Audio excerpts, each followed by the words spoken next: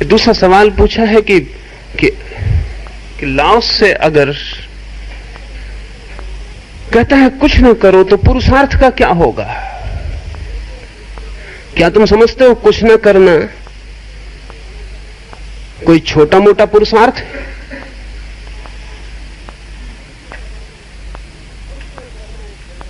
कुछ न करना इस जगत में सबसे बड़ा पुरुषार्थ है। न करने की ताकत इस जगत में सबसे बड़ी मालकियत है। करना तो बच्चे भी कर लेते हैं, करने में कोई बड़ा पुरुषार्थ नहीं है। करना तो बिल्कुल सहज साधारण सी घटना है, जानवर भी कर रहे हैं। ना करना तो बहुत बड़ी बात है। तो यह मत सोचना कि लाओस से जब कहता है कि ना करो, इनएक्टिविटी, तो इससे तो पुरुषार्थ खत्म हो जाएगा।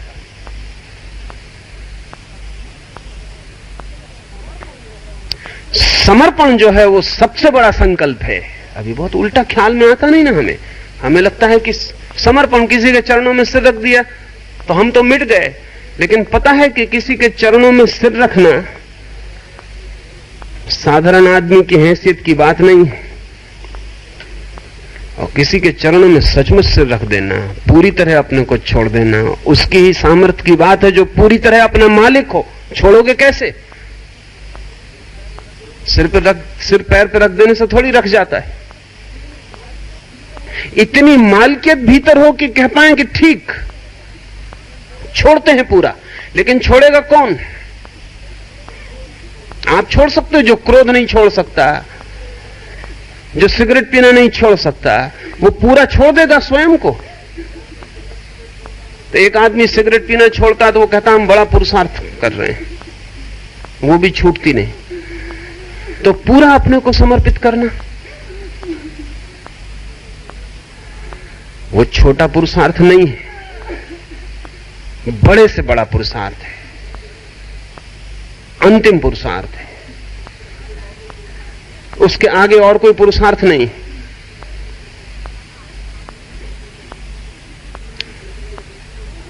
एक मित्र ने पूछा है कि आप कहते हैं कि कोई चीज पूर्ण नहीं हो सकती, तो फिर शून्य की पूर्णता भी कैसे मिलेगी?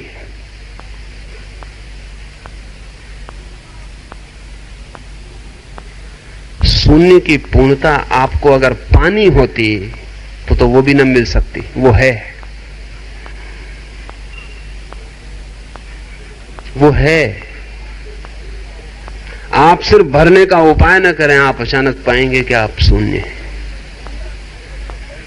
पूर्णता तो इस जगत में कोई भी नहीं हो सकती, आदमी के किए कुछ भी नहीं हो सकती।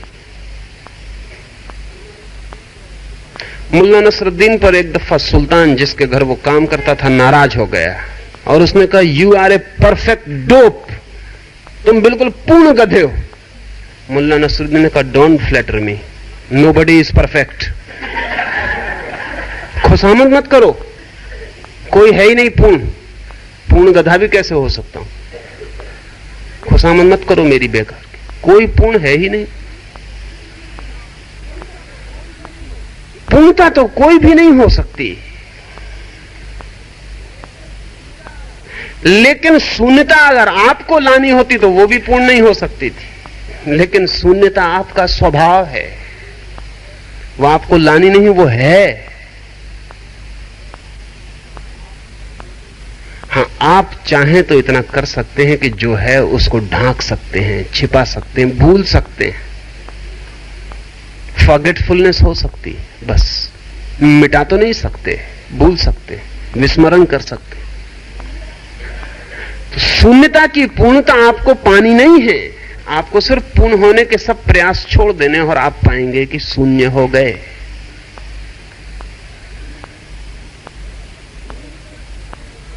उन्हीं मित्र ने पूछा है कि घड़ा शून्य होगा तो घड़ा भी मिट जाएगा ना?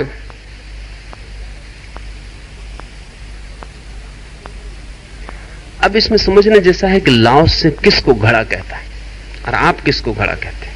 हम दोनों की भाषा में फर्क है। हम कहते हैं मिट्टी की दीवार को घड़ा। और जब हम बाजार से खरीद के लाते हैं तो हम वो मिट्टी जो 4 पैसे चुका के आते हैं, वो जो मिट्टी की दीवार कुम्हार ने बनाई है उसके ही चुका के आते हैं। घड़े का हमारे लिए मतलब है वो जो मिट्टी की दीवार है, और लाओसे का मतलब है वो जो मिट्टी के दीवार के भीतर खालीपन है, वो है घड़ा।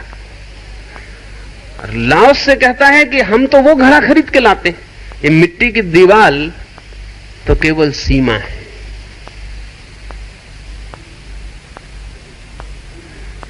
वो जो भीतर शून्य है वो है घड़ा। घड़ा तो वही है। उस शून्य की ये सिर्फ सीमा रेखा है, और ये सीमा रेखा भी इसीलिए रखनी पड़ती है हमें क्योंकि हमें घड़े को भरना है। अगर खाली ही रखना हो तो इस सीमा रेखा की कोई जरूरत नहीं।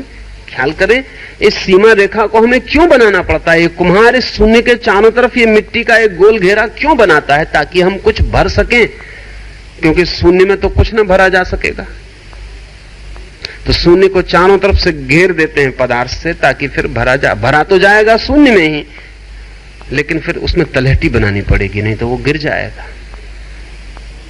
इसलिए घड़े की दीवार बनाते हैं, क्योंकि भरना है।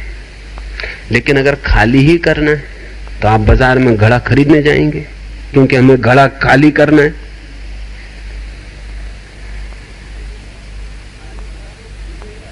खाली घड़ा कोई खरीदने जाएगा? खाली घड़े को कोई संभाल के रखेगा?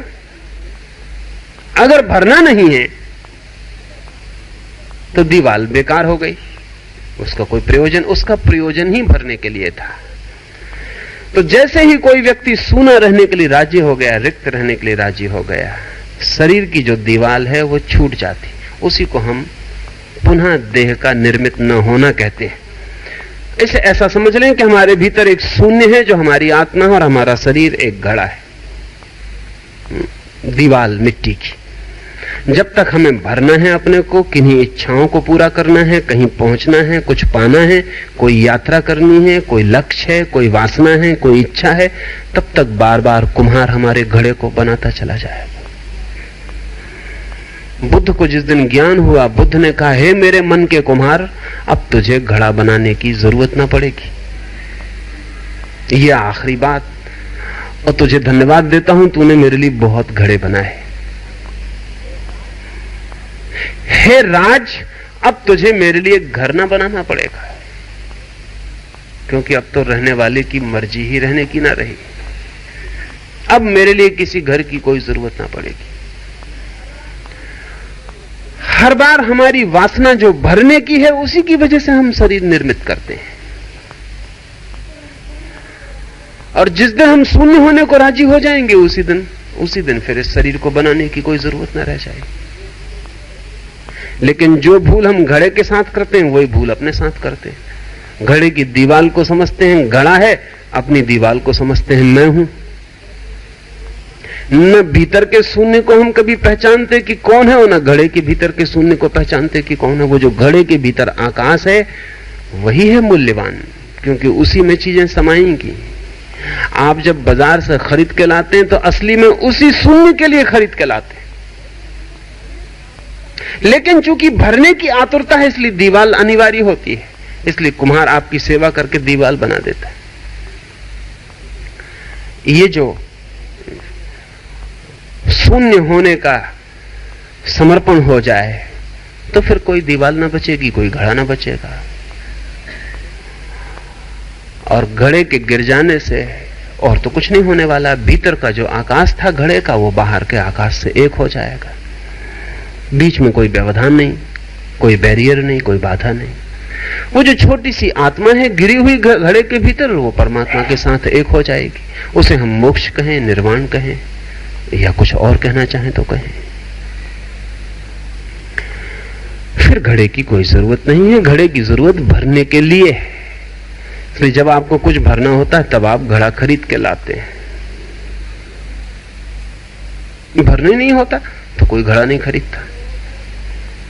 जब भरना होता है कुछ, तो हम शरीर की मांग करते हैं। जब भरना ही नहीं होता तो शरीर का कोई सवाल नहीं। लाओस से कह रहा है कि वो शून्य आपको पैदा नहीं करना, आप तो सिर्फ घड़ा ही पैदा करते हैं। कुम्हार भीतर के शून्य का निर्माण नहीं करता, सिर्फ शून्य के चारों तरफ एक दीवार का निर्माण करता है। इसलिए तो 4 पैसे मिल जाता, नहीं तो उतना शून्य तो आप सारी मनुष्य जाति की संपत्ति लगा लें तो भी नहीं मिल सकता। वो जो घड़े के भीतर जो खाली आकाश है, सारी मनुष्य जाति की सब संपत्ति और सब प्राण लग जाएं तो भी हम उतना सा खाली आकाश पैदा नहीं कर सकते। वो तो है ही, कुम्हार उसको पैदा नहीं करता है। कुम्हार तो एक सिर्फ घड़े की दीवार निर्मित करता है, मिट्टी का एक घेरा बना देता है। आप मिट्टी के घड़े को उठा के जहां भी ले जाइए, आप इस भ्रम में मत रहना कि वही आकाश उसके भीतर रहता है जो कुम्हार के घर था। आप घड़े को लेके चलते हैं, आकाश बदलता चलता है। आपका घड़े का आकाश साथ थोड़ी चला आता है। सिर्फ घड़ा आप कहीं भी ले जाइए, इतना पक्का है कि इतना आकाश उसमें कहीं भी होगा। कहीं भी घड़े को फोड़ दें, वो आकाश परम आकाश में लीन हो जाता है।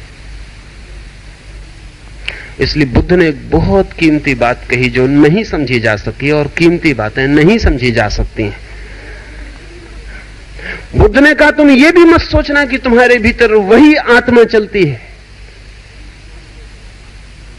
इसलिए बुद्ध को नहीं समझा जा सका। जैसे मैंने कहा, कुम्हार ने घड़ा बनाया, घड़े को आप बाजार से लेके चले, आप 1 इंच हटते हैं कि दूसरा आकाश उस घड़े के भीतर प्रवेश करता है। आप घर आते हैं तब दूसरा आकाश, आपके घर का आकाश उसमें प्रवेश करता है। आप वही आकाश लेके नहीं आते, लेकिन आपको मतलब भी नहीं है आकाश से, आपको भरने से मतलब है। कौन सा आकाश? कोई भी आकाश काम देगा। बुद्ध ने जब ये बात कही तो बहुत कठिन हो गई, क्योंकि हम सबको ख्याल रहा है कि एक आत्मा हमारे भीतर बैठी, वही आत्मा। बुद्ध कहते हैं नहीं, वो तो तुम यात्रा करते जाते हो और आत्मा बदलती चली जाती है। तुम तो घड़े हो यात्रा करते हुए, आत्मा तो भरा हुआ आकाश है। इसलिए बुद्ध ने कहा कि जैसे दिया सांझ हम जलाते हैं, सुबह बुझाते हैं, तो कहते हैं वही दिया बुझा दो जो सांझ जलाया था। कहने में ठीक है, लेकिन सांझ जो ज्योति जलाई थी वो कभी की बुझ चुकी। प्रतिपल दूसरी ज्योति उसकी जगह आती चली जाती। इसलिए तो धुआं बनता है।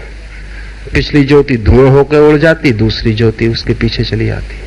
मगर इतनी तेजी से आती है पिछली ज्योति, और पहली ज्योति के जाने और दूसरे के आने में इतना कम अंतराल है कि हमें दिखाई नहीं पड़ता कि एक ज्योति चली गई और दूसरी आ गई। मगर सुबह जब आप बुझाते हैं तो बुद्ध कहते हैं अगर ठीक कहना हो तो इतना ही कहो कि उस ज्योति को बुझा दो जो हमने सांझ जलाई थी, उसकी जगह जो अब जल रही हो, संतति हो उसकी धारा में बह रही हो। वही ज्योति तो अब नहीं बुझाई जा सकती, वो तो बुझ गई कई दफा। मगर फिर भी ये ज्योति उसी श्रृंखला में बह रही है। तो बुद्ध कहते हैं आत्मा एक श्रृंखला है, a series of existences, unit of existence नहीं, इकाई नहीं, एक श्रृंखला। आप पिछले जन्म में जो आत्मा आपके पास थी, ठीक वही आत्मा आपके पास नहीं है, सिर्फ उसी धारा में है। निश्चित ही मेरे पास और आपके पास जो आत्मा है वो अलग है, लेकिन भेद 2 सीरीज का है। इसको समझ लें, 2 दिए हमने जलाए, रात भर दिए जलते रहे, दोनों की ज्योति बुझती चली गई। सुबह जब हम एक दिए को बुझाते हैं, आ को, तो बानी बुझ जाएगा, और आ और बा के बीच फासला है, फर्क है। फिर भी आ वही नहीं है जो सांझ हमने जलाया था, और तब भी आ बा नहीं है। ध्यान रहे, आ वही नहीं है जो हमने सांझ जलाया था। अगर हम सांझ जलाने वाली ज्योति को कहें आ 1, तो सुबह जिस दिए को बुझा रहे हैं वो है आ 1000। अगर हम बा को कहें बा 1, तो सुबह जिस दिए को बुझा रहे हैं वो है बा 1000। बा की श्रृंखला अपनी है, आ की श्रृंखला अपनी। हमारे जन्म की धारा श्रृंखला है। बुद्ध ने पहली दफा इस जगत को जीवंत प्रवाहमान आत्मा का भाव दिया, डायनेमिक रिवर लाइक, सरित प्रवाह जैसी।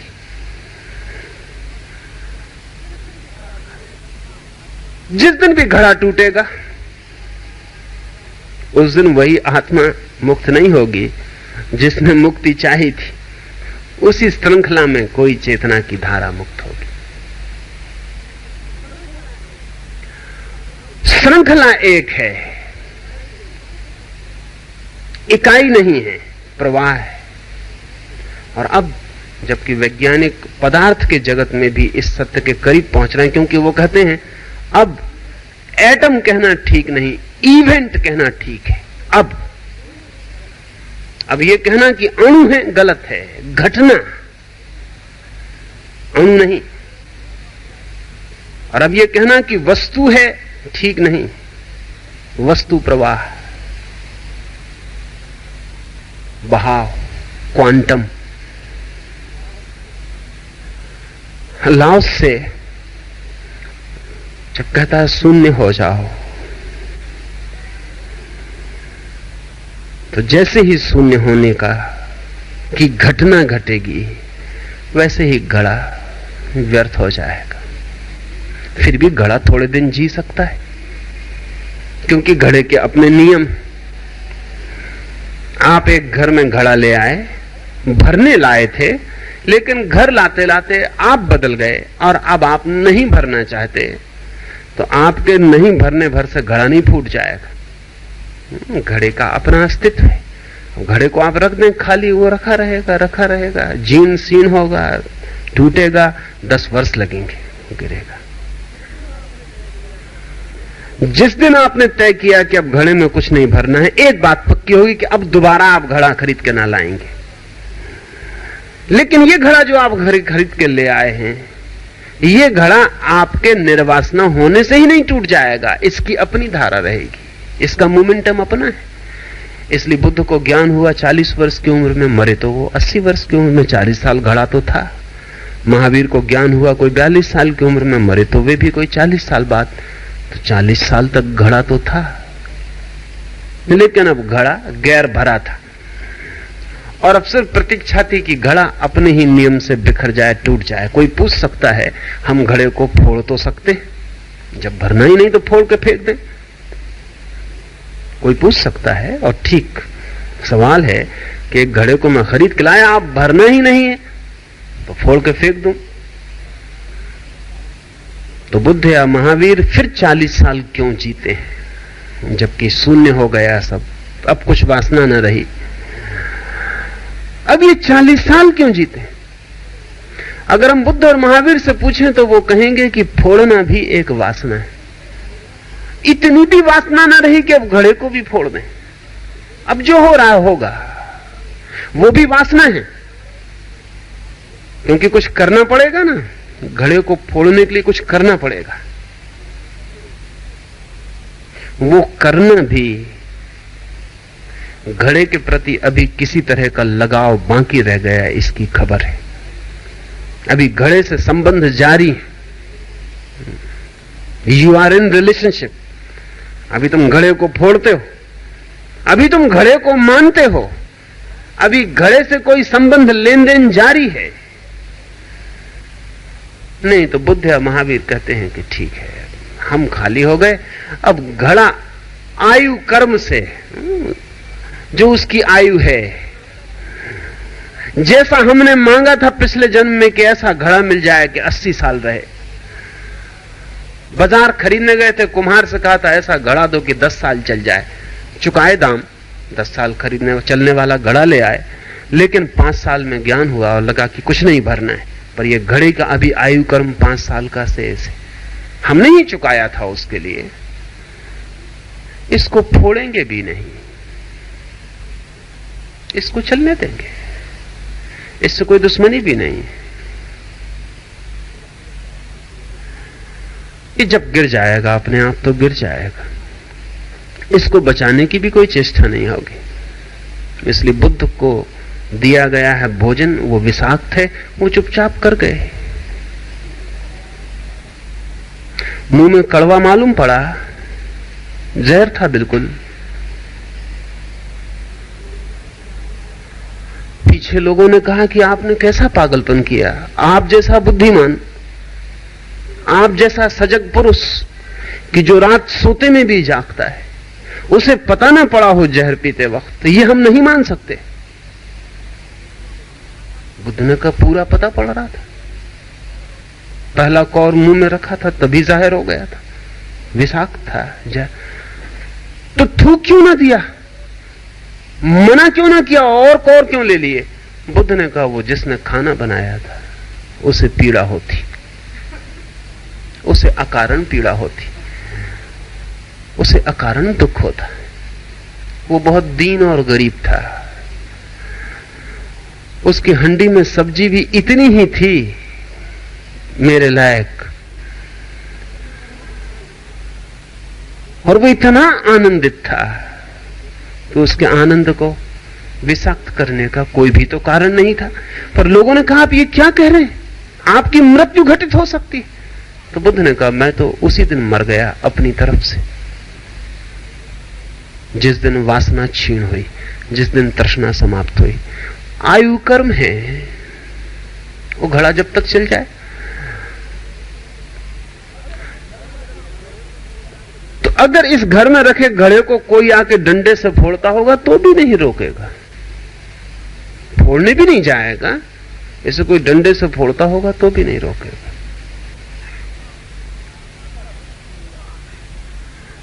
पर यह आखिरी है, क्योंकि अब दोबारा हंडा खरीदने इस तरह की चेतना नहीं जाती, दोबारा उसका जन्म नहीं है। जन्म मरण से मुक्ति का इतना ही अर्थ है कि जिसने शून्य होने का तय कर लिया, अब उसे पुनः घड़ों को खरीदने का प्रयोजन नहीं रह गया है।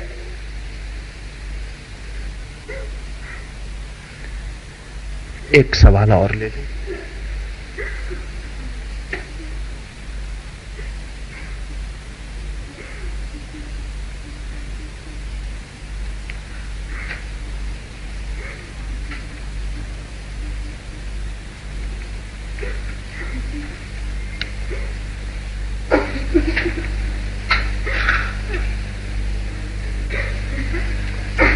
कोई पूछता है मन ही एक बाधा है,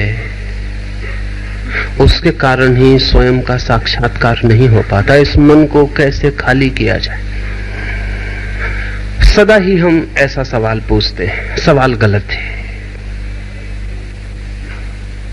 और गलत होने की वजह से जो भी उत्तर मिलते हैं वो हमारे काम नहीं पड़ते। ठीक सवाल पूछना बड़ी मुश्किल बात है, ठीक जवाब पाने से ज्यादा मुश्किल,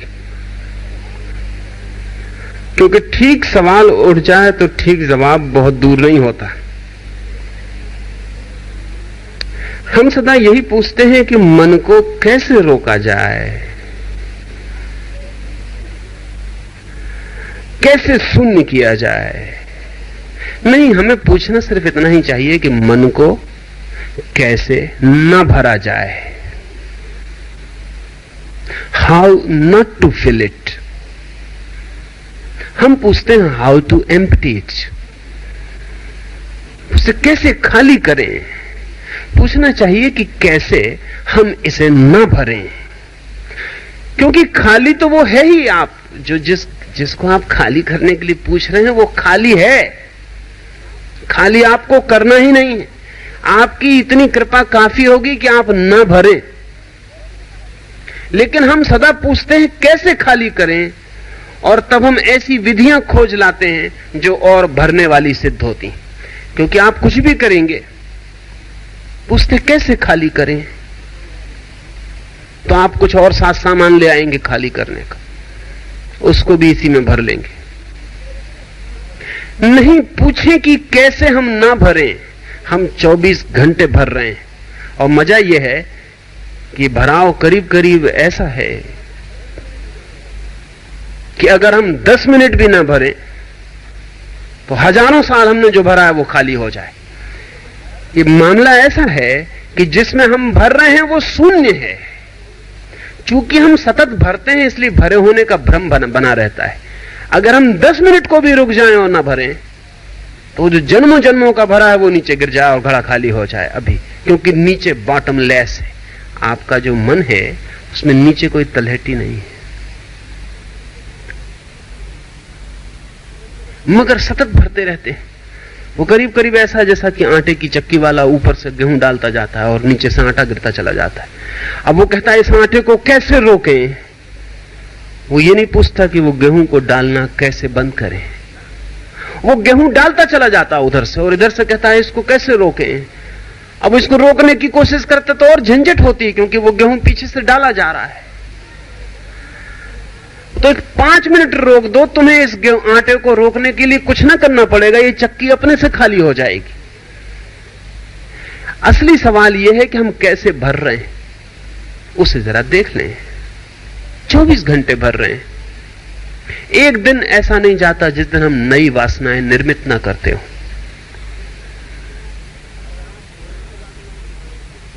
अगर आप पुरानी वासनाओं के साथ ही रुक जाएं एक दिन, तो उसी दिन आप पाएं कि खाली हो गए।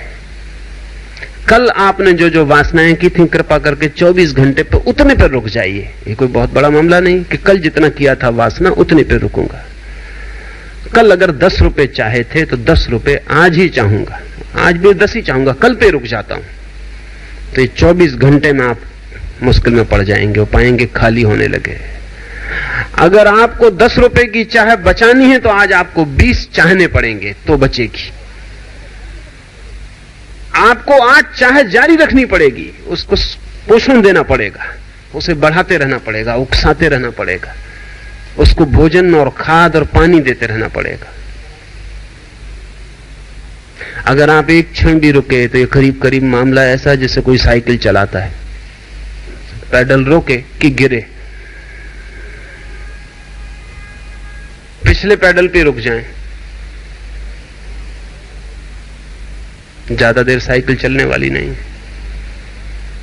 चढ़ाव पे हुए तो उसी वक्त गिर जाएगी, उतार पे हुए तो थोड़ी दूर चल सकती है मगर गिरेगी। कांस्टेंट पैडलिंग जरूरी है साइकिल चलाने के लिए। करीब करीब मन के चक्र को चलाने के लिए भी कांस्टेंट पैडलिंग, उसमें एक क्षण का भी रुकावट खतरनाक है, साइकिल गिर जाएगी। रोज हम नई वासना निर्मित करते हैं। रोज किसी का कपड़ा दिखाई पड़ा, वासना निर्मित हुई। कोई मकान दिखाई पड़ा, वासना निर्मित हुई। किसी का चेहरा दिखाई पड़ा, वासना निर्मित हुई। हिलते डुलते भी नहीं, जरा जरा हिले डुले की वासना निर्मित हुई। उठे बैठे की वासना निर्मित हुई। इस पे सजग हो, भरने के मामले में सजग हो। खाली की फिक्र छोड़ दें, खाली आपसे ना हो सकेगा, खाली कभी किसी से नहीं हुआ। भरने की भर फिक्र छोड़ें और एक दिन आप अचानक पाएंगे कि भरना बंद है और नीचे से आटा आना चक्की से बंद हो गया है, वो खाली पड़ी। भरने का ख्याल रखें, कहां कहां से भर रहे हैं। पहले सजग हों, जल्दी ना करें रोकने की। पहले सजग हों कि कहां कहां से भरते हैं, किस किस भांति भरते हैं। और आदमी ऐसा है कि आखिरी दम तक भरे जाता है। मुल्क को एक पागल कुत्ते ने काट लिया।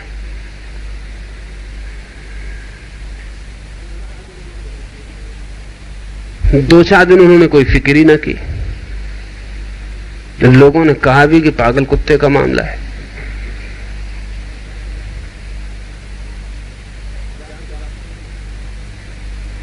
जाके डॉक्टर को दिखा लो।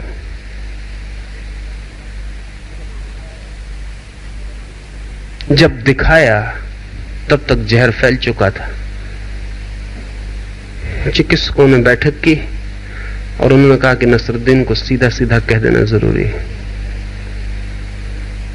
कह दिया कि हाइड्रोफोबिया हो गया, आप सीमा के बाहर है, पागल होके आप रहोगे। बहुत देर कर दिया आने में। सोचा था नसरुद्दीन घबरा जाएगा। नसरुद्दीन ने कहा कोई हर्ज नहीं, एक कलम कागज ले आओ। कलम कागज।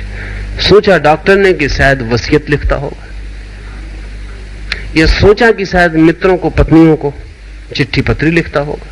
लेकिन चेहरे पे कोई चिंता नहीं है, कोई घबराहट नहीं है। कागज कलम दे दिया नसरुद्दीन जो लिखने लगा तो घंटे भर तक सिर न उठाया। डॉक्टर भी हैरान हुआ कि कितना लिख रहा है। जब लिख के सिर उठाया, डॉक्टर ने पूछा क्या वसीयत लिख रहे हैं इतनी बड़ी, या पत्र लिख रहे हैं घर? नसरुद्दीन ने कहा कि नहीं, मैं उन लोगों के नाम लिख रहा हूं जिनको काटूंगा। पागल हो जाऊंगा ना, लिस्ट बना रहा हूं। एक दफा पागल हो गए फिर लिस्ट ना बना पाए। जब पागल होने ही जा रहे हैं। और उसने डॉक्टर से कहा, don't feel jealous, you will not be deprived. तुम्हारा नाम इसमें मैंने रखा है, पहला नंबर तुम्हारा ही रखा है।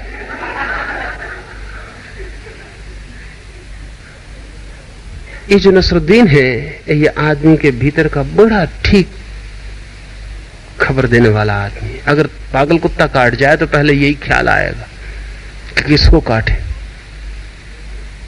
अब जो हो गया, किसको काटे।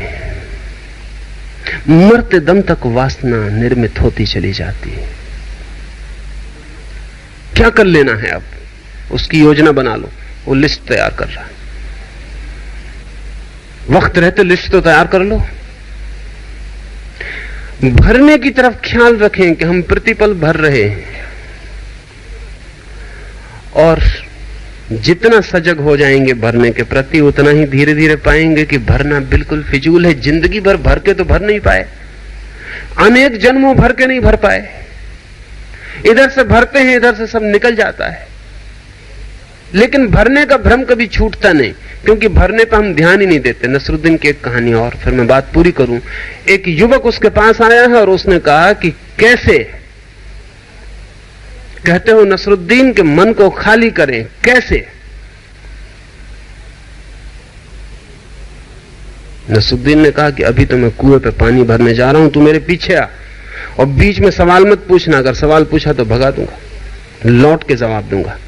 नसरुद्दीन ने 2 बाल्टियां उठाई और भागा कुएं पर। वो युवक साथ साथ गया। नसरुद्दीन ने एक बाल्टी तो रखी कुएं के पाट पर। युवक थोड़ा हैरान हुआ जब उसने बाल्टी को रखा जाते देखा कि उसमें कोई नीचे तलहटी थी ही नहीं, खाली ड्रम था, दोनों तरफ कुछ ना था। और उसने कहा कि इस मूर्ख ने कहा है कि बीच में सवाल न पूछना, फंस गए। ये तो कभी भरने वाली नहीं, अब बुरे फंस गए। और जब तक ये बोलता है भर न जाए, घर न लौटूं, तब तक सवाल जवाब कुछ होगा नहीं। और ये कब भरेगी? ये भर ही नहीं सकती। मगर उसने थोड़ा तो साहस रखो, 1 मिनट 2 मिनट देखो तो ये करता क्या है। नसरुद्दीन ने नीचे बाल्टी डाली, पानी खींच के उस खाली ड्रम में डाला। जब तक उन्होंने डाला तब तक वो निकल गया। उन्होंने दूसरी बाल्टी नीचे डाली, 2-3 बाल्टी निकल चुकी। उसने मैंने कहा कि ठहरो महानुभाव, अब मुझे पूछना भी नहीं है। अगर आप जवाब भी देते हो लौट के, हमको पूछना नहीं है, लेकिन एक सलाह आपको दे दें। नसरुद्दीन ने कहा कि चुप। अक्सर मैं देखता हूं कि जो लोग सीखने आते हैं वो जल्दी से सिखाना शुरू कर देते हैं। You came as a disciple and now you have become master. अब तुम हमको एडवाइस दे रहे हो। गुस्ताख, इस तरह की बात दोबारा नहीं करना, खड़ा रहे अपनी जगह पर। उस आदमी ने कहा कि लेकिन ये भरेगी कब, जरा ख्याल तो करिए। आप 3 बाल्टियां डाल चुके, कुछ भी पानी, एक बूंद नहीं बचा है। नसरुद्दीन ने कहा कि दुनिया में जब कोई भी ख्याल नहीं कर रहा है तो मैंने ठेका लिया है गलत बातों का ख्याल करने का। जन्म जन्म से भर रहे हैं लोग और नहीं भरा, और ख्याल नहीं कर रहे, तो हमने तभी 3 ही बाल्टी डाल ली है, ऐसा तो कुछ था नहीं। तू चुप रहे। वो थोड़ी देर और खड़ा रहा। नसरुद्दीन ने और 10-5 बाल्टियां डाली। उसने कहा कि थोड़ा तो ख्याल करिए, एक सीमा होती, जरा ऊपर नजर तो डालिए। नसरुद्दीन ने कहा कि मुझे इससे प्रयोजन नहीं है कि बाल्टी भरती है या नहीं भरती, मैं अपना पुरुषार्थ पूरा करके रहूंगा। हम भर के रहेंगे, हम बाल्टी से पूछने नहीं जाएंगे, हम तो भर के रहेंगे।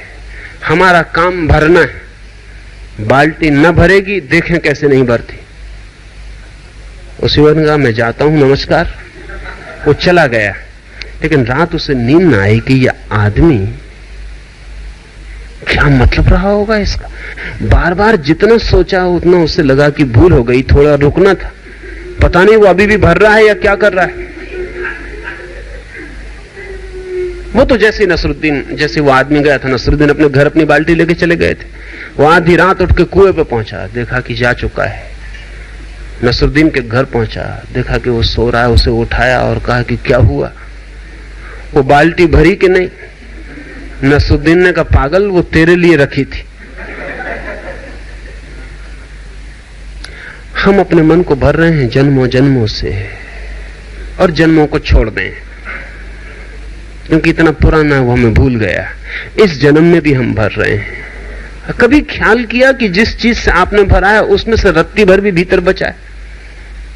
कितनी बार क्रोध किया, कितना बचा है? कितनी बार भोग किया, कितना बचा है? क्या क्या किया, उसमें से बचा क्या है? आपकी संपदा क्या है उसमें से? बाल्टी खाली है।